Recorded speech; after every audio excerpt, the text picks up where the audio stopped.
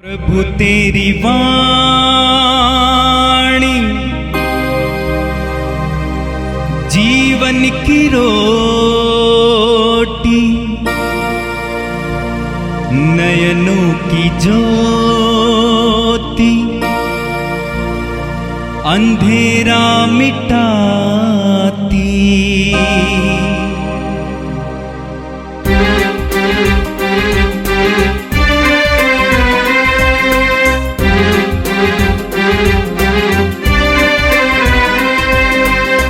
प्रभु तेरी वाणी जीवन की रोटी, नयनों की ज्योति, अंधेरा मिटाती।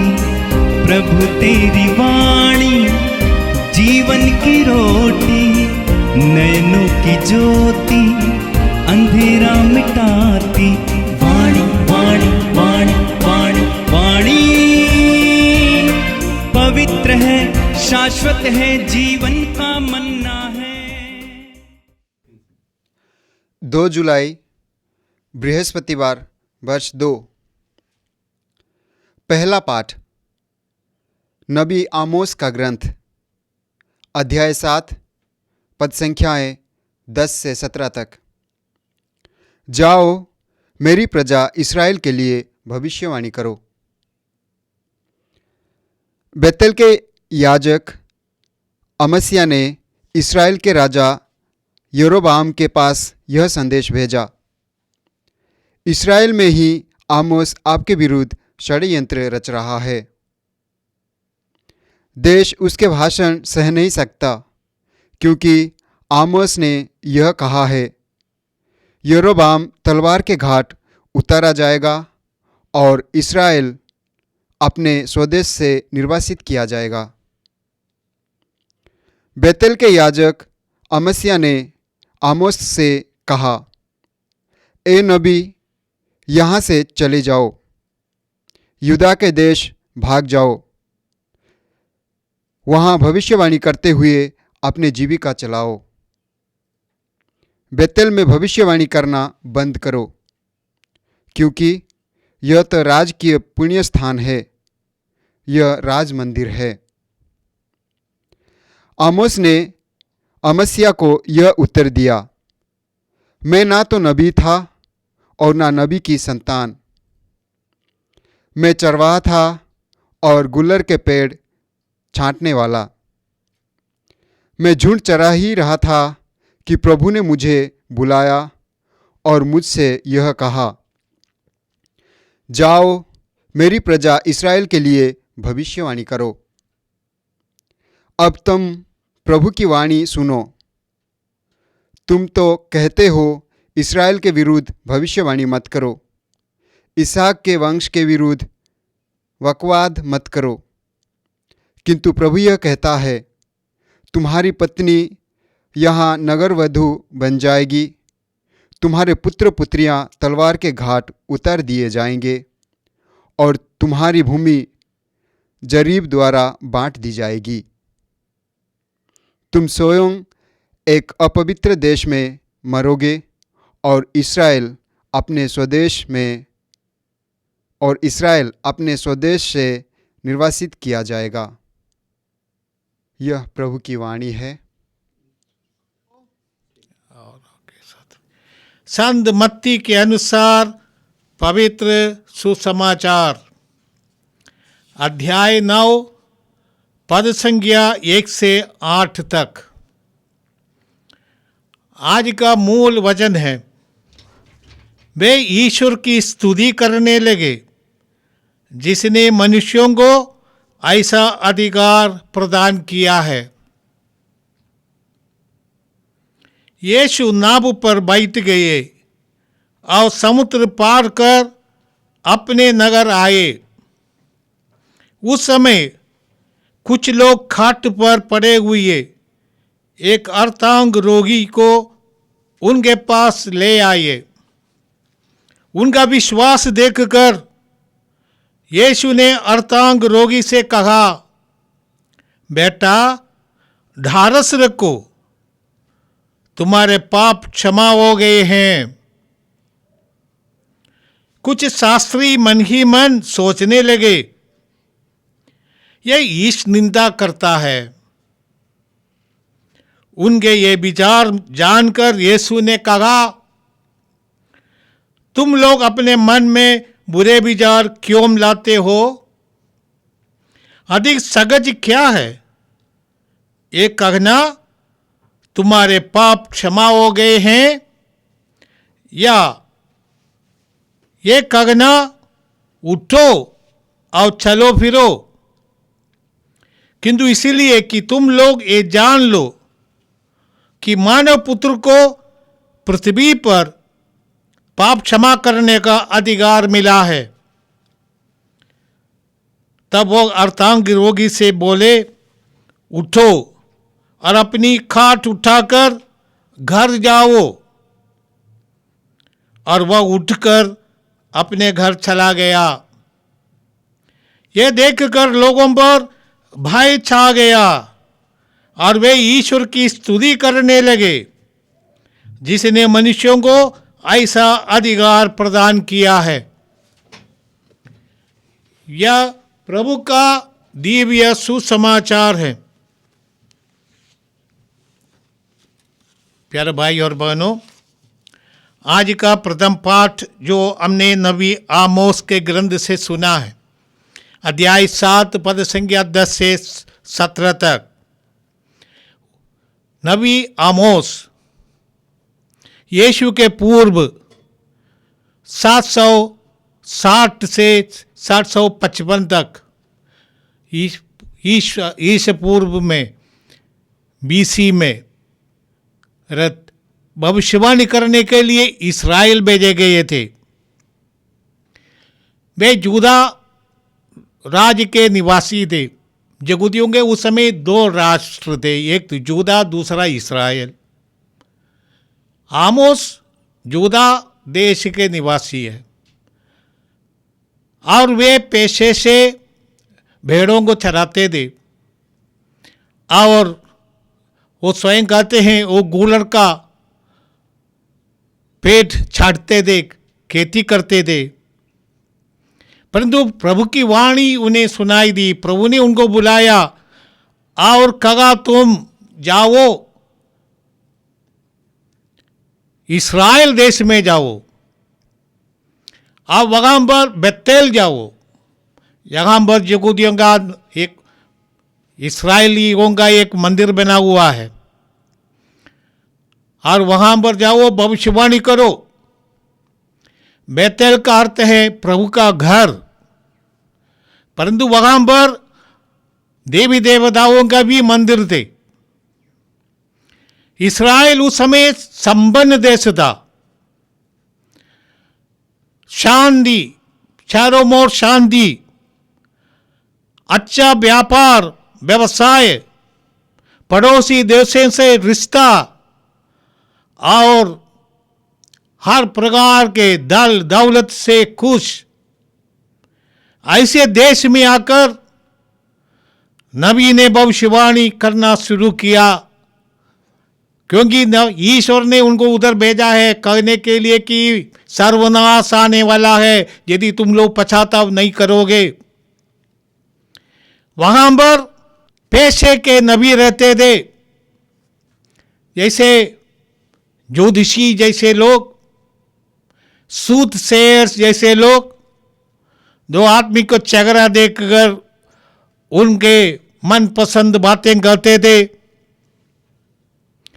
कभी कभी चापलूसी करते थे, राष्ट्रीय मिथ्याभिमान को फैलावा देते हुए, नेशनल वाइनिटीज इस पर जोर देते हुए लोगों से पुरस्कार पाते थे। बड़े बड़े लोगों के बेईमानी उन लोग छिपा देते थे और कभी भी उनके दुराचार के खिलाफ बोलने में आगे नहीं आते थे। ऐसे लोग उनके पास प्रभु आमोस नामक एक गडरिये को, एक किसान को भेजते हैं, जाओ वहां पर भविष्यवाणी करो, सामाजिक भ्रष्टाचार के खिलाफ बोलो, यद्यपि तुम्हारा देश संपन्न देश है, परंतु यहाँ गरीबों का शोषण होता है। वो कहते हैं कि धनाढ्य लोगों के बीबियां बाशान के गाय के जैसे हैं, खाते पीते मजे में रहते हैं, परंतु गरीब वो शोषित किया जाता है, उनके बच्चे भूखे रहते हैं, मर जाते हैं, बीमार होते हैं, उन पर अत्याचार होते हैं। इन बातों को देखकर ईश्वर दुखी है, इसलिए इस्राएल में भविष्यवाणी भेजने के लिए नबी को भेजा गया। भविष्यवाणी करते हुए नबी जाते हैं बेतेल में, जहाँ यहूदियों का ये इस्राएल का राज्य बड़ा मंदिर है, वहाँ पर जो राजा रहता था अमसिया, ये राजा वो मंदिर का पुजारी है, मंदिर का महायाजक है अमसिया, और राजा के साथ उनका अच्छा रिश्ता था। राजा और पुरोहित एक साथ होने पर अत्याचार ज्यादा होता है। इस्राएल में भी यही दशा थी, और राजा के पास प्रभु ने उनको भेजा था, अमसिया से जाकर कहा पश्चाताप करो, तुम ये पाप का वकालत करते हो, और इतना बड़ी बड़ी आने वाली विपत्तियों के बारे में बताया। और इससे महापुरोहित क्रोधित हो जाता है और राजा के पास आकर आमोस के खिलाफ रिपोर्ट देता है। आमोस से पूछा गया तुम इतना क्यों परेशान हो? सच में आमोस परेशान थे, क्योंकि प्रभु की वाणी उन्हें मिला है और इस वाणी को नहीं छिपा नहीं सकता। प्रभु उनको प्रेरणा देते, जाओ मेरी बातें कहो, हिम्मत के साथ बोलो। आमोस ने कहा मैं कुछ कमाने के लिए नहीं आता, मैं इधर आया है प्रभु की वाणी सुनाने के लिए, आने वाली विपत्तियों की पूर्व सूचना देने के लिए। यहूदी उस समय के यहूदी सोच रहे हैं कि आमोस उनको परेशान करने के लिए आया है। आमोस उनको परेशान इसलिए आया कि उनकी जिम्मेदारी थी समाज की बुराइयों को दिखाना और लोगों को पश्चाताप की ओर बुलाना। नबियों यही करते हैं नबी, हम जानते हैं कि जैसे दूसरे जैसे महान नबियों ने किया है। हर एक नबी, जहाँ तक कि यूहन्ना बपतिस्मा आए थे, और उनमें इतना हिम्मत है। इन लोगों को हिम्मत कहाँ से मिलता है? आत्मा के अभिषेक से मिलता है। इसलिए वो लोग सब कुछ प्रभु के लिए निछावर करने के लिए तैयार हो जाते हैं। आज भी आमोस की ये भविष्यवाणियाँ हमारे लिए भी बहुत अर्थपूर्ण है। जगह अर्थव्यवस्था अच्छा है, परंतु गरीबों की दशा बहुत दुर्दशा है। हम जानते हैं कि बीते दिनों हमारे प्रवासी मजदूर पैदल आते हैं, हजारों किलोमीटर पैदल जाते हैं अपने देश जाने के लिए। उस समय शासकों का दिमाग खुला नहीं, जहाँ तक हमारा सुप्रीम कोर्ट भी चुप रह गए थे उस समय। अभी तो शासक भी खामोश हो गए, तैयार हो गए, क्योंकि लोगों में इतना आक्रोश लगा। बहुत एनजीओस आ गया ये इन लोगों की मदद करने के लिए, फिर भी पूरा नहीं हो गया। हम जानते बहुत लोग प्रवासी मजदूर मर गए। ये सब ईश्वर के सामने मगा अपराध है। जहाँ शोषण होता है, ईश्वर अपने नबियों को भेजता है और भविष्यवाणी करते हैं आने वाली विपत्ति के बारे में। आओ हम तैयार रहे प्रभु की वाणी सुनने के लिए और अपने जीवन को परिवर्तित करने के लिए। नबियों की भविष्यवाणी इसीलिए होती है, प्रभु उनको भेजते हैं और वे हमें सुधारने के लिए, हमें सही रास्ता दिखाने के लिए वो सब कुछ को देने के लिए तैयार हो जाते हैं। आज के सुसमाचार में हम देखते हैं, मत्ती के अनुसार सुसमाचार में हमने सुना कि यीशु कफरनाम वापस आए और वे अपने घर, ये पेतरुस का घर है, वहाँ पर बैठे थे। और कुछ लोगों ने एक अर्धांग रोगी को यीशु के पास लाया। मार्कुस के सुसमाचार में लिखा है वो छत पर गए और छत फाड़कर उस अर्धांग रोगी को खाट पर यीशु के सामने रख दिया, क्योंकि इतनी बड़ी भीड़ लगी। भीड़ को बचाने के लिए लोग घर के ऊपर चढ़े थे। उन लोगों का विश्वास पर मार्कुस ने जोर दिया, पर मत्ती जोर देते हैं जो शास्त्रीय फरीसियों का मुनाफिक यीशु के प्रति उनका मन में जो दुर्भावना है उस पर जोर देते हैं। द हॉस्टिलिटी ऑफ ये अथॉरिटीज, जूइश अथॉरिटीज, यीशु के खिलाफ उनके जो दुर्भावना है उन पर मत्ती जोर देते हैं। यीशु ने इस अर्धांग रोगी को देखकर कहा, बेटा तुम्हारा पाप क्षमा किया गया है। प्रभु ने कहा, बेटा ढारस रखो, तुम्हारे पाप क्षमा हो गए हैं। जिन्होंने उनको लाया सोच रहे कि यीशु कहेंगे बेटा उठो, अपने कोट लेकर घर जाओ, परंतु यीशु ने ये नहीं कहा। यीशु ने कहा, बेटा तुम्हारा पाप क्षमा हो गया है। वो लोगों का विश्वास यीशु ने देखा था। उनका ये अर्धांग रोगी का दोस्त लोग उनको लाए हैं, यीशु पर उनका विश्वास था कि यीशु इस बेटे को चंगाई प्रदान करेंगे। विश्वासी दूसरे लोगों को यीशु के पास लाते हैं। जैसे हम देखते हैं अंद्रयास और साथी गए थे, उन्होंने यीशु के साथ एक रात बिताया और उन्होंने जाकर पेतरुस से कहा, हमको मुक्तिदाता मिल गया है, हमें यहूदियों का आने वाला मसीह मिला है।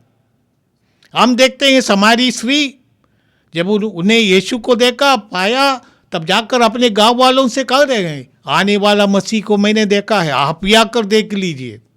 हर एक विश्वासी यही करते हैं, जो यीशु से कुछ पाए हैं यीशु के बारे में जाकर लोगों को बताते हैं।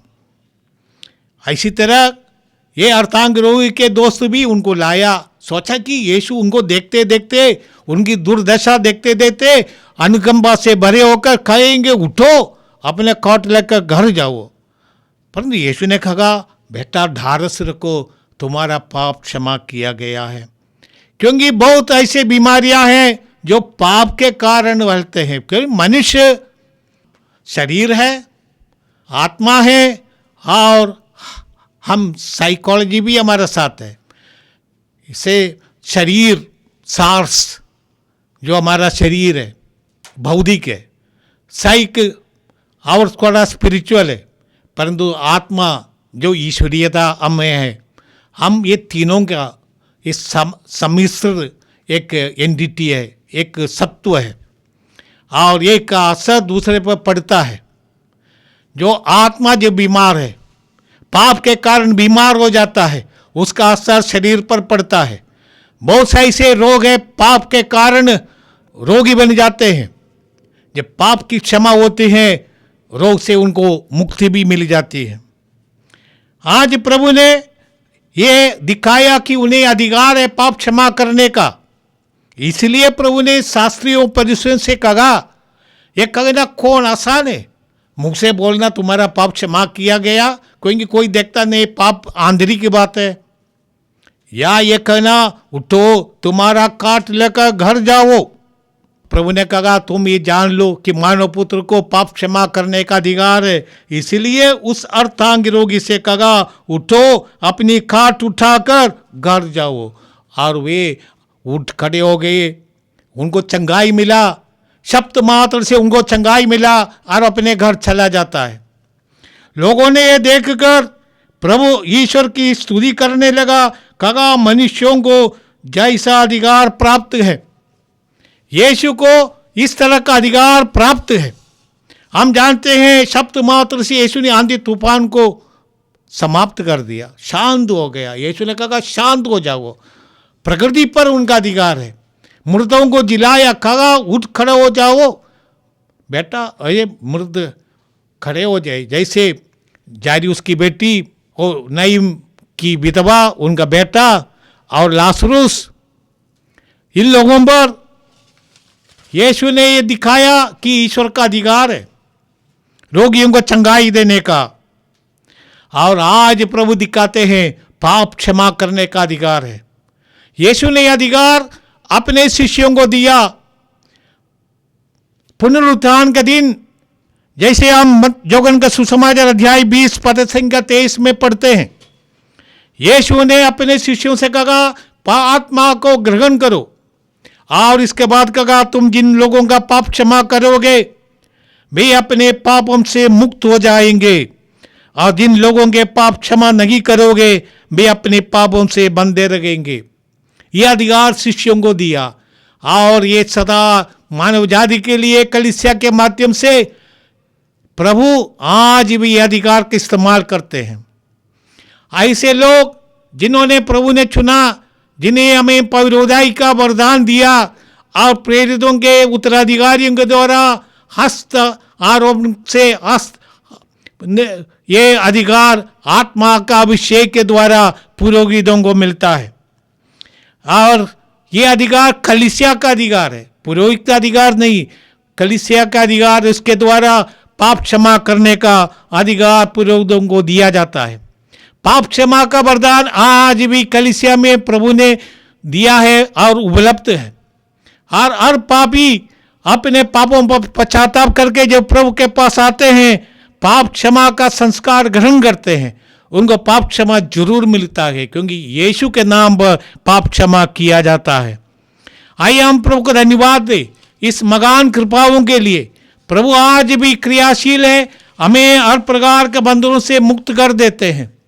हमें पापों के बंधनों से मुक्त करने का, पाप स्वीकार करने का संस्कार स्थापित करके हमें अनुग्रहित किया। आइए हम प्रभु को धन्यवाद दे और प्रभु के प्रति अपनी निष्ठा, अपना विश्वास हम दृढ़ रहे।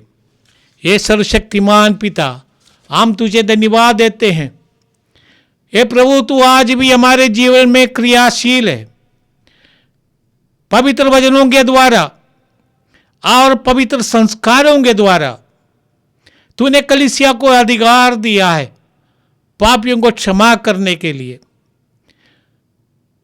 पापी अपने पाप से मुक्त होने के लिए पुराने जमाने में बलिदान चढ़ाते थे, और हमारे देश में भी लोग कई प्रकार की प्रायश्चित का कार्यक्रम चलाते हैं। तीर्थ में जाते हैं, मेला में जाते हैं, स्नान करने के लिए जाते हैं। प्रभु, ये सब में पश्चाताप होना चाहिए। पश्चाताप के बिना पापों का प्रायश्चित नहीं होता। केवल क्रिया कर्म से प्रायश्चित नहीं होता, अंतरात्मा की पश्चाताप से ही प्रायश्चित प्राप्त होती है। तूने पाप क्षमा का संस्कार देकर ये प्रभु तुमने हमें अनुग्रहित किया कि हम अपने पाप के बंधनों से मुक्त हो जाए। तेरी महान कृपा के लिए हम तुझे धन्यवाद देते हैं। आमीन। प्रभु तेरी वाणी जीवन की रोटी, नयनों की ज्योति अंधेरा मिटाती। वाणी वाणी वाणी वाणी वाणी पवित्र है, शाश्वत है, जीवन का मन्ना है।